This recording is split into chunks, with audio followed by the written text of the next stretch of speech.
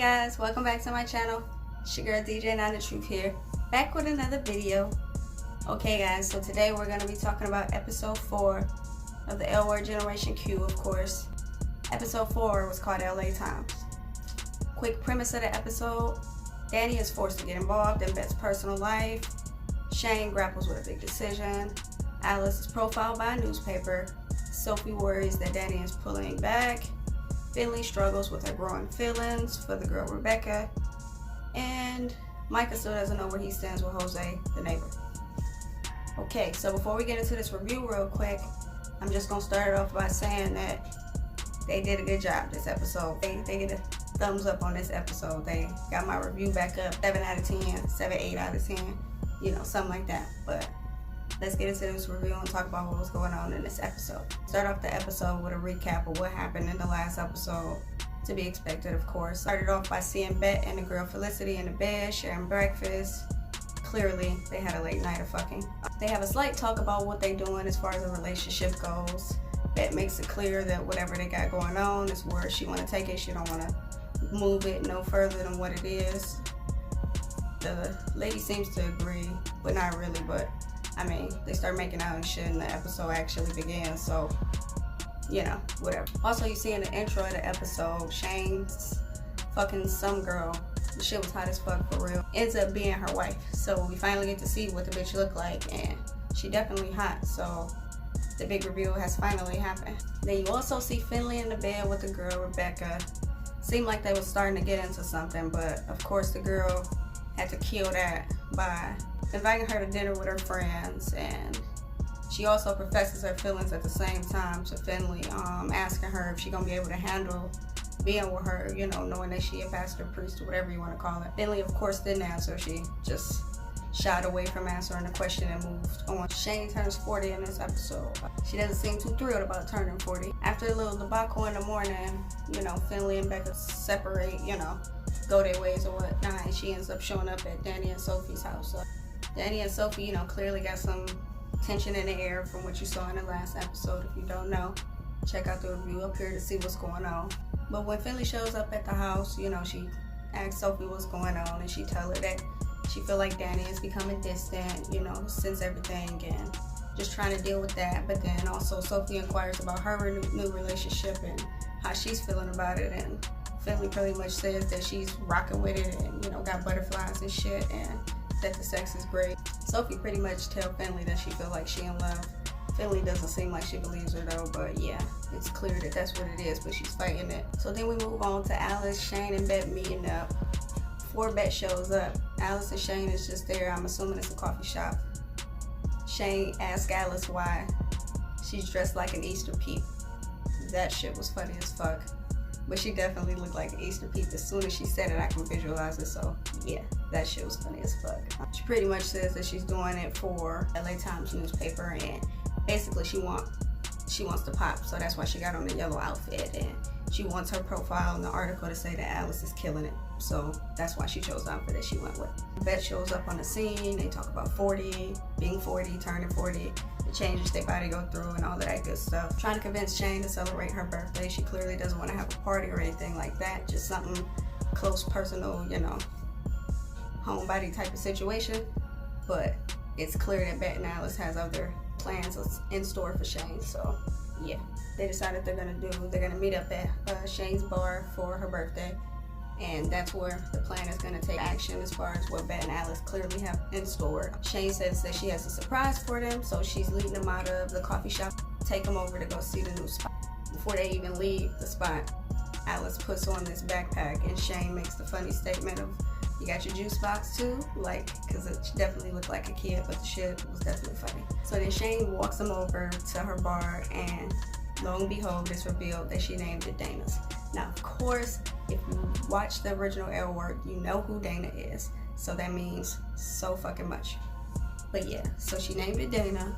If you don't know, Dana is from the original L Word, and she passed away from cancer in the original L Word. So, of course, they shed some happy tears and took a picture together in front of the bar and shit. It was an emotional moment. But yeah, thumbs up for tying in the OG cast member into that. I didn't even think they would even think about including people that passed on, so they did a good job on that. Thumbs up. So after the reveal, you know, they part ways and shit.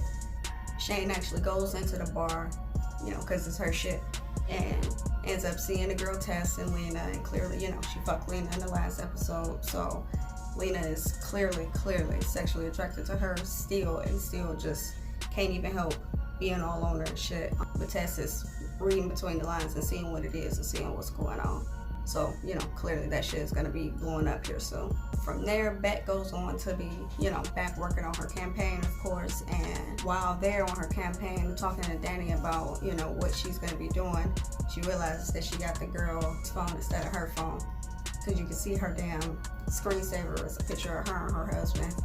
Yeah, so Danny pretty much, you know, aggressively confronts her about it without saying it, but then pretty much confronts her with the obvious and goes pretty much says she gonna go get the phone and shit so that it's done in secret and the press won't know and all of that. But Bet clearly sees that, you know, it's a problem, what's going on. So then Danny meets up with the girl Felicity in like some parking lot or some shit, and in the midst of exchanging phones, you know, they get to talking, and Danny keeps telling Felicity how this will mess up Bet and everything that she has going on, and this will ruin her. And the girl Felicity pretty much hit her with the same shit, like, you don't think I'm going through this too? Like, you don't think I'm having to deal with the same issue? But she's right, she absolutely does. So yeah, she hit her with that shit, and Danny pretty much told her, you know, think about what you're doing and what's going on, you know, being judgmental as fuck. So she tells her that this could basically end Bet, this coming out that they, you know, fucking around still. And Felicity tells her that she loves her. Danny dismisses it, saying only if the world was different, and tell her that she pretty much needs to end it without saying it, and told her that, you know, while she was getting out the car, that the conversation didn't happen and it stays between them, so that, you know, she can cover her ass, that her boss don't find out that she all in her business.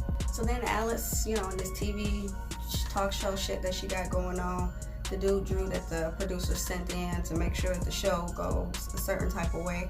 Of course they have a clash when Alice is gonna have the other mayoral candidate on the show. They want her to ask and stick with certain bullshit ass questions versus asking questions that perceived voters want to know answers to.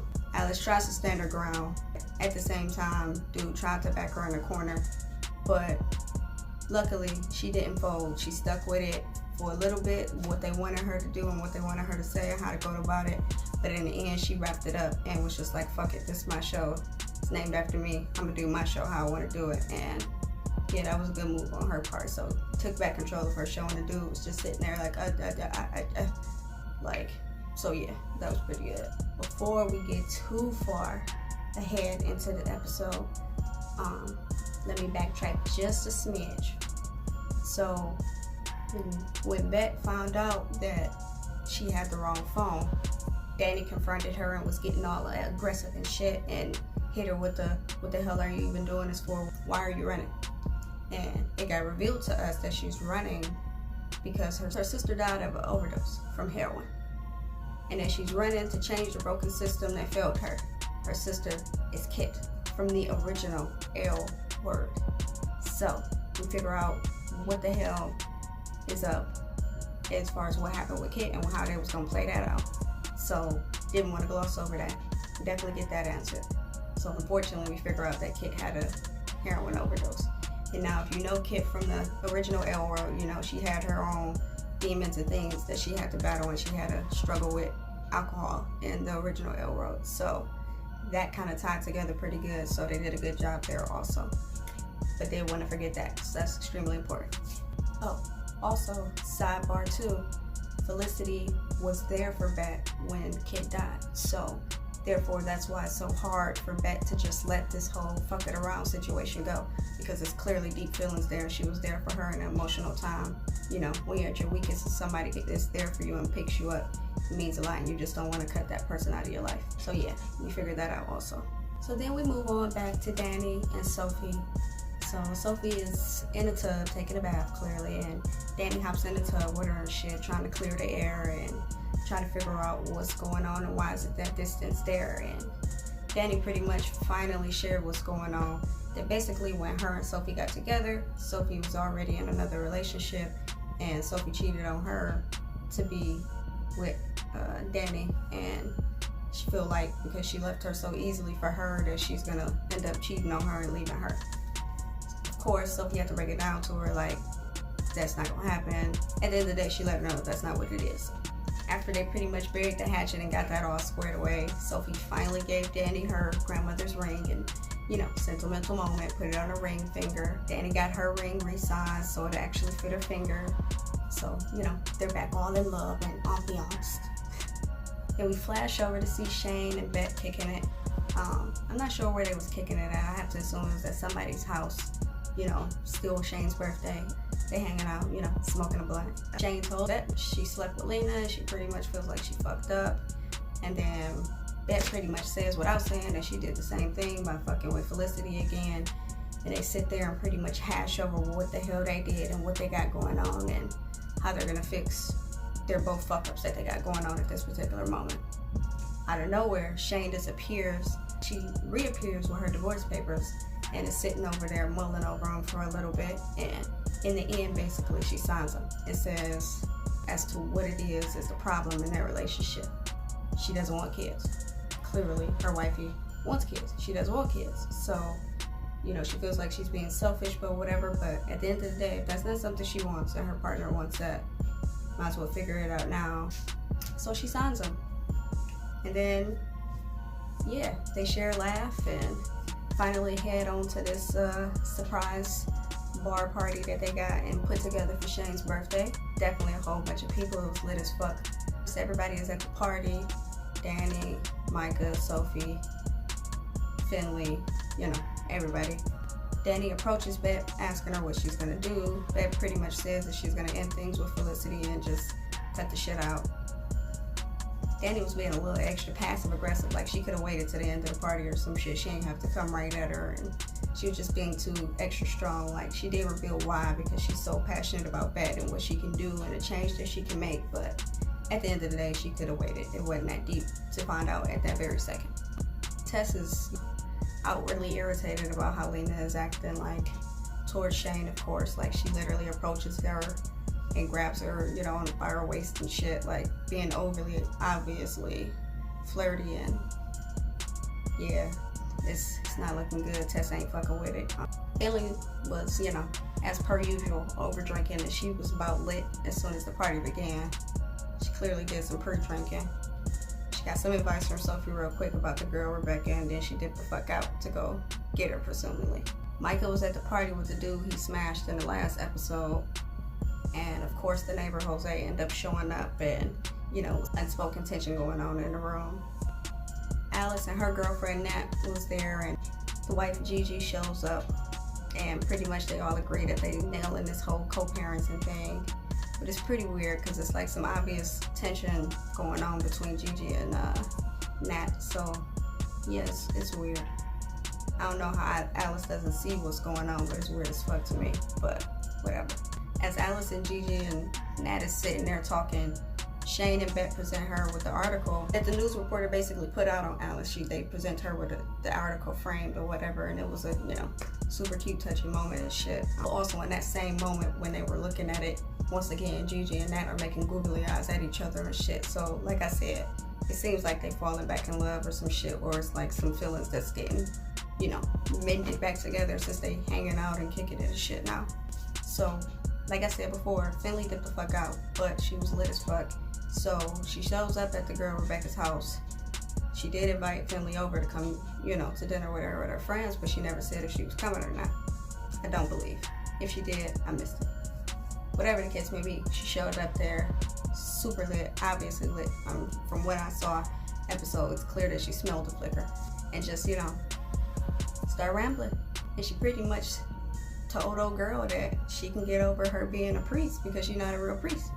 And, you know, the girl took offense to that, which she should, and it was rude as fuck, and she just kept babbling on, not understanding that she just offended this lady. Told her she loved her, but disrespected her in her drunken rant at the same time. So of course the lady wasn't fucking with her, like, yeah, you should go get the fuck out of here. And she pedaled her bike away crying and sad and shit. But it's like, bitch, what the fuck you thought was gonna happen? Like, you just disrespected the fuck out of her. And yeah, then threw a I love you in there. Nah, she wasn't going for that. So yeah, that didn't go over too well. But clearly she does have deep feelings for her. But she clearly also has a drinking problem. So then we go back to this party, and the dude that Micah was hooking up with was asking him how he ended up knowing, you know, so many lesbians and shit. And we figure out before his transition, he used to date Danny. I hope we get to see what he looked like to get a visual of that. But, you know, just seeing what he looks like, I can't see it. But, hey, we figure out what it is as to why they're friends and what happened there. Alice and Nat was all on each other dancing and shit on the dance floor. So then they start making out and shit. But in the midst of them making out, her girlfriend is sitting there googly eyeing her ex-wife and shit. And Alice ends up catching her doing it. And, you know, they both clearly are highly intoxicated. And she pretty much reveals that she wants her because Alice asked her. Yeah, that started some shit. And then they pretty much, you know, gestured for Gigi to come over and, you know, was being all flirtatious with one another. And yeah, pretty much a threesome happened. Like, a threesome happened. It was quite intense. It seemed very awkward and like kind of like off-putting at times, but then hot at times. I don't know. The whole situation was just like, whoa, okay. But yeah, so they had a threesome. It was cool. I feel like it's gonna make things awkward and weird later, of course, but yeah, that's what happened. And yeah, it was hot, but weird and confusing at the same time. So yeah, Jose was there at the party because Finley invited him. So throughout the night, you know, him and Micah were making eyes at one another or whatever, and pretty much Micah finally confronts him about what the hell is up, what's going on, what do you want from him, what do you want from me, basically. And dude didn't say shit. All he did was start kissing him and making out. So I'm not sure what that means or what we're supposed to think that means. I don't know. But yeah, that's what happened. So hopefully the next episode we'll figure out what the fuck is going on there. Wrapping up the episode, Bet is wheeling out Shane's cake for her birthday. To back it up a little bit, I didn't say at the party they had a projector, you know, going on and had all the old pictures of Shane popping up, and they had some of the OG cast members in there. Dana, Tina, and of course young Shane and young Bet and young Alice. So that was pretty dope to tie in, you know, the original L Word also. But yeah, as they wheeling out this cake, first of all, Bet was wheeling it out by herself, and then Alice and the other two bitches just appeared out of nowhere looking all ruffled and shit. That shit was hilarious. Their hair was all over the place. So they present, you know, Shane with his cake. They wish her a happy birthday. The picture on the cake was from one of Shane's photo shoots from back in the day on the original L Word. So that shit was also a good tie-in to the original. So we think it's the end of the episode. But we fan out and look up, and they are clearly taken aback by somebody who has appeared. And lo and behold, it's Shane's wife, the mystery wife. She finally makes an appearance in episode 4. And yeah, the bitch hot as fuck. She's sexy as fuck. So yeah, maybe Shane can make that work or something, because yeah, she hot. But yeah, that was it. That was the episode. Like I said in the beginning, they did their damn thing on episode 4. They got it back together, because now I'm back with them. They're showing improvement, so I'm fucking with them. I'm gonna give this episode like an 8 out of 10, because they definitely had some tie-ins and some cross references, and I was fucking with all of it. Wrap this video up real quick. If you like this review, of course, give this video a thumbs up for me one time. If you fucking with me, subscribe to my channel. Stay tuned for my next episode review, episode 5. Until next time, guys. Peace.